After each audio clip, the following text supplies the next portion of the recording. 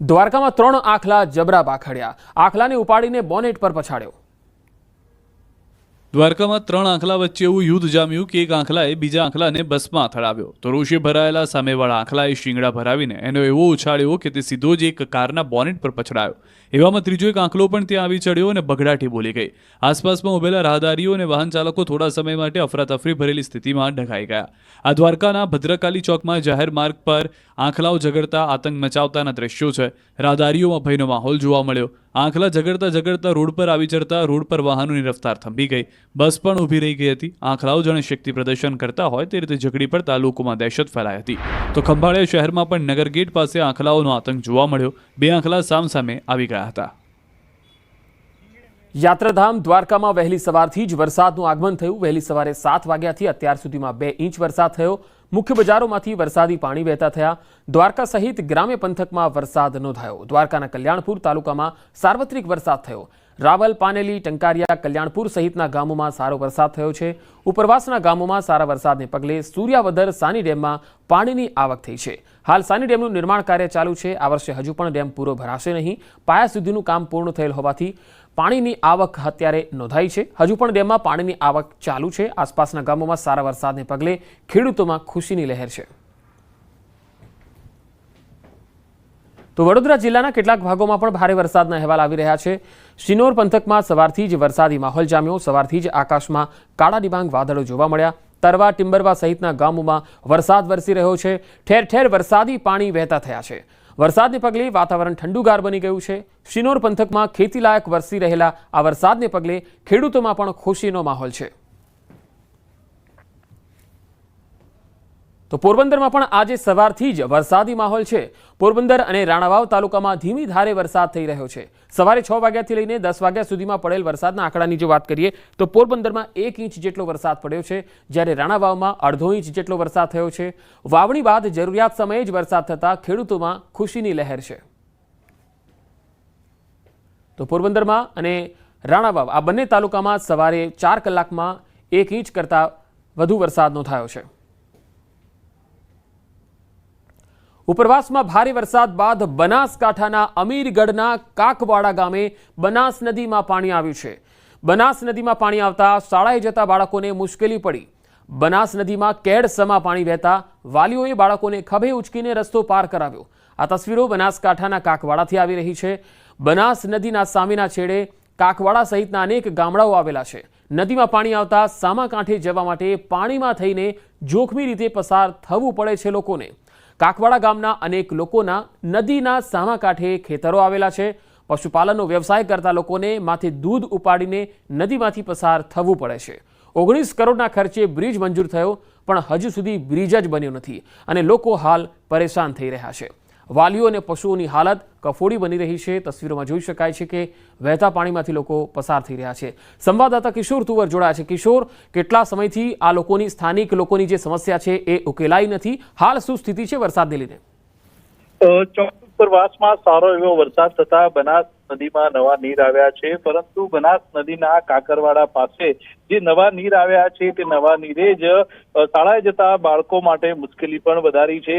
બનાસ નદીમાં જે કાકરવાડા પાસે કેડસમા પાણી આવી જતા જે અત્યારે જે વાલીઓ છે તે પોતાના બાળકોને ખભે ઉચકીને રસ્તો પાર કરાવીને શાળાએ લઈ જઈ રહ્યા છે. અને નદીમાં પાણી આવતા સામા કાંઠે જે 4 થી 5 ગામો આવેલા છે તે ગામોના લોકોને જીવના જોખમે આ નદીમાં પસાર થઈને નદીથી પેલે કાંઠે આવવું પડે છે અને પેલે કાંઠે આવીને પોતાનું કામ પણ કરાવવું પડે છે. તે ઉપરાંત જે પશુપાલકો છે તેમને પણ પોતાનો દૂધ જે છે તે માથે ઉપાડીને નદી પાર કરીને આવવું પડે છે. 19 કરોડના ખર્ચે જે છે તે આ કાકવાડા પર બ્રિજ બનાવવાનું મંજૂર પણ થઈ ગયો છે અને ડિસેમ્બર 2024માં મંજૂરી પણ આવી ગઈ છે, પરંતુ હજુ સુધી બ્રિજ ના બનતા અને બ્રિજની કામગીરી ના શરૂ થતા લોકોમાં રોષ છે અને ત્યારે લોકોએ અને વિદ્યાર્થીઓએ આ નદી જીવના જોખમે નદી પાર કરીને સામે પાર જવું પડે છે. પંકજ, કિશોર, કાકવાડા સિવાય બીજા કેટલા એવા ગામો છે જે બનાસ નદીના આસપાસ આવેલા છે અને ત્યાંના સ્થાનિકો અહીંથી પસાર થવા મજબૂર છે? ચોક્કસથી જે અમીરગઢનું કાકવાડા છે, બીજા પણ 4 થી 5 ગામો છે જે ગામોની આ નદીમાંથી પસાર થઈને વિદ્યાર્થીઓ શાળાએ આવતા હોય છે. જ્યારે ચોમાસાનો સમય નથી હોતો ત્યારે તો અહીંથી વાહનો પણ નીકળે છે અને વાહનોમાં વિદ્યાર્થીઓ આવી શકે છે. બાકી પંકજ, બીજો રસ્તો છે જે 15 થી 20 કિલોમીટર ફરીને આવવું પડે છે.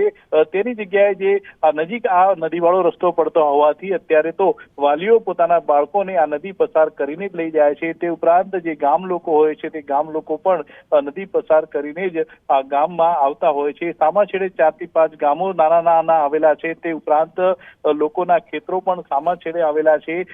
છેલ્લા કેટલાય સમયથી આ સમસ્યા હતી અને ગત વર્ષે જે 19 કરોડના ખર્ચે આ બ્રિજ મંજૂર પણ કરી દેવામાં આવ્યો છે. પરંતુ હજી સુધી આ બ્રિજનું કામ શરૂ નથી થયું અને બ્રિજનું કામ શરૂ ન થતા લોકો જે છે જીવના જોખમે આ નદી પસાર કરવા મજબૂર બન્યા છે. જી કિશોર, આભાર માહિતી આપવા માટે.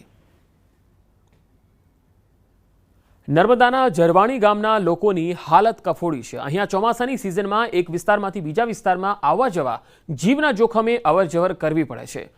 ગરુડેશ્વર તાલુકાના ઝરવાણી ગામે વસવાટ કરતા લોકો ચોમાસાની સિઝનમાં જીવના જોખમે ગામમાંથી વહેતી ખાડી પરથી અવરજવર કરવા મજબૂર છે.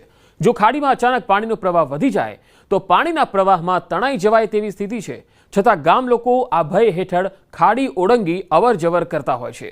ગામ લોકોએ ભેગા મળી દેડકા ફળિયામાંથી મેળા ફળિયા વચ્ચે વહેતી ખાડી પરથી અવરજવર કરવા વીજ થાંભલા ગોઠવી અને અવરજવરની કામચલાઉ વ્યવસ્થા ઊભી કરી છે.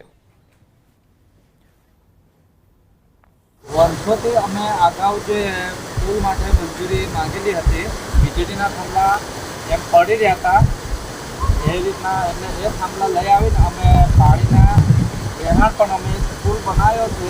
એ પોતા અમારા ફળિયાના જેટલા બી મિત્રો હતા 50-60, એ લોકો બધા મિત્રોએ ભેગા મળીને આ જીવનના જોખમ માટે એક પુલ બનાવ્યો છે.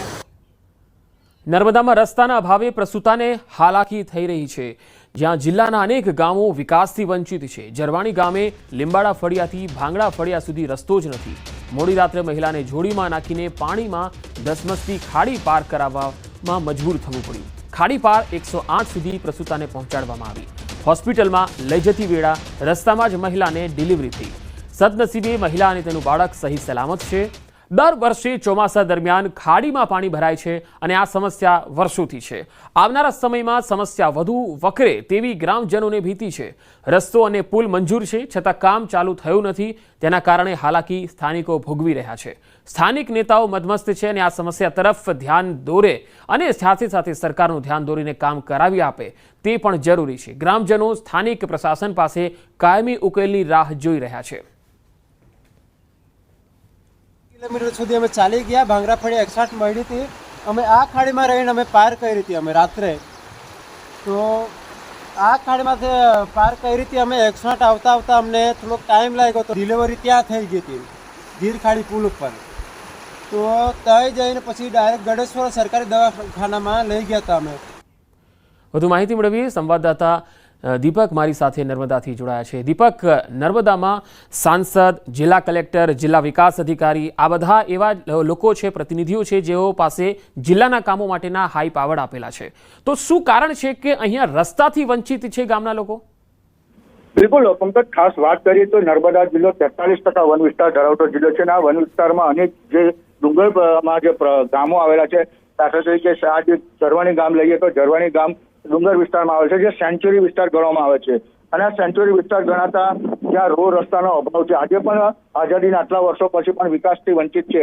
એટલે આ જે ગામોના જે રોડ છે એ રોડ નથી બન્યા. પરંતુ અહીંના જે નેતાઓ છે, ધારાસભ્યો છે, સાંસદ છે, જે કોઈ ધ્યાને ના લેતા વાત ધ્યાને ના લેતા આજે જે સ્થાનિકો છે તે પરેશાન થઈ ચૂક્યા છે. વારંવાર ચોમાસામાં રસ્તાઓ બ્લોક થઈ જતા, ખાડીમાં પાણી આવી જતા ગામો કેટલા છે સંપર્ક વિહોણા બને છે. એ જ રીતે આજે પણ ગઈકાલે રાત્રે એક ઘટના ઘટી છે કે એક મહિલાને પ્રસૂતિની પીડા ઉપડી અને પીડા ઉપડતા જ એમને જોલીમાં લઈ અને 108 જ્યાં સુધી આવે ત્યાં સુધી એ લોકોને લગભગ 8 કિલોમીટર ચાલી અને લાવવા પડ્યા. ત્યારબાદ એને દવાખાને લાવી, ત્યાં એને પ્રસૂતિ થઈ. બંધુ સુરક્ષિત છે, પરંતુ વાત છે રસ્તાની કે જ્યાં વિકાસથી વંચિત આ કેટલાય એવા નર્મદા જિલ્લાના ગામો છે જ્યાં આજે પણ નેતાઓ હોય કે અધિકારીઓ હોય તે ધ્યાને ન લેતા લોકો પરેશાન થઈ રહ્યા છે. જી દીપક, આપની વાતચીત થઈ શકી છે સાંસદ સાથે, જિલ્લા કલેક્ટર સાથે અથવા જિલ્લા વિકાસ અધિકારી સાથે? શું કારણ છે કે મંજૂર થયેલું કામ પણ શરૂ થઈ શક્યું નથી? એક તરફ અધિકારી વર્ગ એમ કહે છે કે સેન્ચુરી વિસ્તારમાં આવતું જે વન વિભાગ છે, વન વિભાગ આ રસ્તાને મંજૂરી આપવા નથી માંગતું. બીજી તરફ જે નેતાઓ છે, નેતાઓ કોઈ કામ કરવા માંગતા નથી. એટલે આ જે રસ્તાનો જે અભાવ છે, જે વિકાસનો અભાવ છે, એ ગામડા સુધી હજુ પણ સરકારનો પહોંચ્યો નથી, જેને લઈ આ ગ્રામજનો જે છે, ગ્રામજનો હેરાન પરેશાન થાય છે. જી દીપક, જે મહિલાને જોડીમાં નાખીને હોસ્પિટલ પહોંચાડવામાં આવી, રસ્તામાં જ તેને ડિલિવરી થઈ ગઈ, તેના પરિવારજનો શું કહે છે, ગામ લોકો શું કહે છે? હવે આ સમસ્યાથી નિજાત કેવી રીતે મળી શકે? બિલકુલ પંકજ, ખાસ વાત કરીએ તો જે ઝરવાણી ગામ છે, ડુંખલ છે, એવા અનેક ગામોના લોકો અનેકવાર નેતાઓને, અધિકારીઓને રજૂઆતો કરતા આવ્યા છે કે જે વિકાસથી વંચિત જે ગામ છે તે ગામનો વિકાસ થવો જોઈએ, રોડ રસ્તા, પાણીની વ્યવસ્થા થવી જોઈએ. પરંતુ આજ દિન સુધી આ નેતાઓ કે અધિકારીઓને પેટનું પાણી ના હાલતા આ જે ગામજનો છે હવે આંદોલનના માર્ગે પણ દોડી આવે છે. જી દીપક, આભાર માહિતી આપવા માટે. હાલ આપણી સાથે સ્થાનિક અમરસિંહ વસાવા પણ જોડાયા છે. અમરસિંહ, તમારા ગામમાં રસ્તાની સમસ્યા કેટલા વર્ષોથી છે અને ક્યારે આ મંજૂરી આપવામાં આવી છે રસ્તાની? શું કારણ છે કે તે કામ શરૂ થયું નથી? આ મંજૂરી 2014 થી આ લોકો રજૂઆત કરે છે, સરપંચ લોકો. તો આજ દિન સુધી એમાં કોઈ પુલ બનાવવામાં આવ્યો નથી. અમે સાંજે અમારી બેનની છોકરીની પ્રસૂતિની પીડા હતી, 9 વાગ્યાની અંદર, 9 ની આસપાસમાં હશે. તો અમે જાતે ઝોલી લઈને અમે લગભગ 2 કિલોમીટર ઉપર લઈ ગયા હતા. તે ખાડી પાર કરીને આપણે જે પાણી આવે છે ને ઉપરથી ઝરણું, એ મોટું ઝરણું છે, એટલે એ પાર કરીને અમે રાત્રે 9 વાગે તો 108 આવતા હતા, અમે 10 વાગી ગયા હતા. તો એ 108 માં બેહાડીને પછી ખાલી 5 જ મિનિટમાં તે ધીર ખાડી કરીને ગામ આવે છે વચ્ચે પુલ ઉપર, તો એ ડિલિવરી 108 માં થઈ ગઈ હતી. તો અમરસિંહ, આ રસ્તો અને પુલ મંજૂર ક્યારે થયો છે? તમને ખ્યાલ છે? સરપંચ શું કહે છે ગામના? એ મંજૂર તો ગયા વર્ષના એ કહે છે મંજૂર થઈ ગયું છે, ત્યાં થઈ ગયું છે. આ વર્ષે બન્યો નથી. તો આવતા વર્ષે કદાચ બને કે ના બને તો હવે કોણ જાણે. તો વાંધો નહીં, પણ રસ્તાના અભાવે ગામ લોકોને કેટલી મોટી સમસ્યા થાય છે જ્યારે આવી સ્થિતિ, વરસાદ હોય, પાણી પડતું હોય અને આ પ્રસૂતાને જ્યારે હોસ્પિટલમાં લઈ જવાની થાય ત્યારે? ખાસ કરીને મેન વસ્તુ પેલો પ્રસૂતિ વાળાને ખાલી એને મેન વસ્તુ એ છે કે સ્કૂલમાં ભણતા છોકરાને બી તકલીફ પડે છે, કોઈ નાની મોટી બીમારી એ લોકોને તકલીફ પડે છે, કોઈ અવર જવર કરવા માટે પેલા માણસો જાય આવે એ લોકોને બી તકલીફ પડે છે. બધી રીતે સમસ્યા એ થાય છે. અમરસિંહ, તમારા ગામથી હોસ્પિટલ કેટલા કિલોમીટર દૂર છે અને જિલ્લા કલેક્ટર કે જિલ્લા વિકાસ અધિકારી ક્યારે આ સમસ્યાને ધ્યાન આપવા માટે ગામમાં મુલાકાતે આવ્યા છે ખરા? અનેક વાર એ લોકો આવતા હશે, વાત કરતા હશે. ગયા વર્ષે અમે પેલા મીડિયા વાળાને બી કીધું હતું, મીડિયા વાળા તો કલેક્ટર સાહેબ ત્યાં સુધી કઈ પહોંચાડતી વાત એમ પણ વહેલી તકે બની જશે, પણ આજ દિન સુધી કોઈ આવતું નહીં. ને અમારી હોસ્પિટલ લગભગ 25 કિલોમીટર અમારી હોસ્પિટલ છે દૂર એટલી. જી, અને ક્યારે ધારાસભ્ય કે સાંસદને કોઈ રજૂઆત કરવામાં આવી છે ગામ લોકો દ્વારા લેખિતમાં? લેખિતમાં પૂર્ણેશ મોદી છે ને બધે મકાન વિભાગ મેં બધી રીતે જાણ કરી છે ને તો બી આજ દિન સુધી કોઈ એ આવતું નથી અમારું કોઈ. જી અમરસિંહ, તમારા ગામમાં આવો બનાવ, જેમ કે એક પ્રસૂતાને હોસ્પિટલમાં લઈ જવી પડી, આવું ક્યારે શું થયું છે કે જ્યારે હોસ્પિટલમાં લઈ જવાનું થાય ત્યારે તકલીફ પડી હોય? આવા સિવાય બી કોઈ બીજા કોઈ ઇસ્યુમાં પણ આ પ્રકારની પ્રોબ્લેમ આવે છે કે જ્યાં રસ્તા ન હોય ત્યારે વાહનોને લઈ જવામાં પણ તકલીફ પડે, લોકોને લઈ જવામાં બી તકલીફ પડે? ગયા વર્ષે મારી બેન હતી, તે પોતાની બેન હતી, તેમને બી અમે વિડીયો બનાવીને અમે જે તકલીફ અમારી વેઠવાની હતી તો વિડીયો બી ચાલુ કર્યો હતો અમે. તો તે વિડીયો બી બનાવ્યો હતો અમે, ને કોઈ સાંભળે છે તો સારી વાત કરશે એમ કરીને પછી કઈ બનાવી આપશે તો અમને બી સારું થશે એમ કરીને, પણ તે ગયા વર્ષે બી કઈ એ થયું નહીં. આપના ગામની વસ્તી અમરસિંહજી કેટલી છે અને હોસ્પિટલની સુવિધા ગામમાં કેટલા સમયથી નથી? અમારા ગામમાં કોઈ હોસ્પિટલ નથી. અમારી વસ્તી લગભગ 75 થી 80 ઘર જેટલી વસ્તી છે અમારી, ખાલી ઘર. વસ્તી વધારે છે પણ ખાલી ઘર ને હિસાબ કરવા જશું ને તો આપણે 80 ઘર જેવા છે અમારા લીપડા ફળિયા. ઓકે, તો જ્યારે 108 ને તમે ફોન કર્યો ત્યારે 108 ક્યાં સુધી આવી હતી અને પછી ક્યાંથી ક્યાં તમે લઈ ગયા હતા મહિલાને? 108 ભાંગરા ફળી છે અમારા ઉપર, તે મેઇન રસ્તો છે ત્યાં, ત્યાં સુધી આવી હતી. અમે ખાલી 20 મિનિટ જેવા ત્યાં રોકાયા હતા, પછી 108 આવી ગઈ હતી. પછી 108 માં 2 જણ અમે અંદર બેહાડ્યા હતા લેડીઝ લોકોને.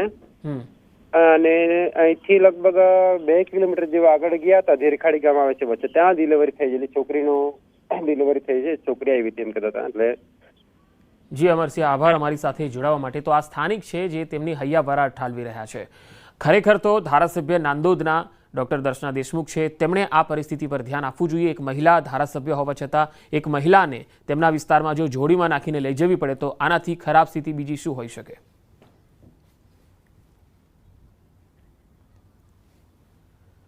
બનાસકાંઠામાં ડીસાના વરણ ગામની સીમમાંથી ત્યજેલું નવજાત શિશુ મળી આવ્યું. વરણ ગામની સીમમાં ફેંકી દીધેલ હાલતમાં નવજાત શિશુ મળી આવતા ચકચાર મચી ગઈ. બાળકને 108 મારફતે ડીસા સિવિલ હોસ્પિટલમાં સારવાર માટે ખસેડાયું. પોલીસે બાળકના માતા પિતાને શોધવાની તજવીજ હાથ ધરી છે.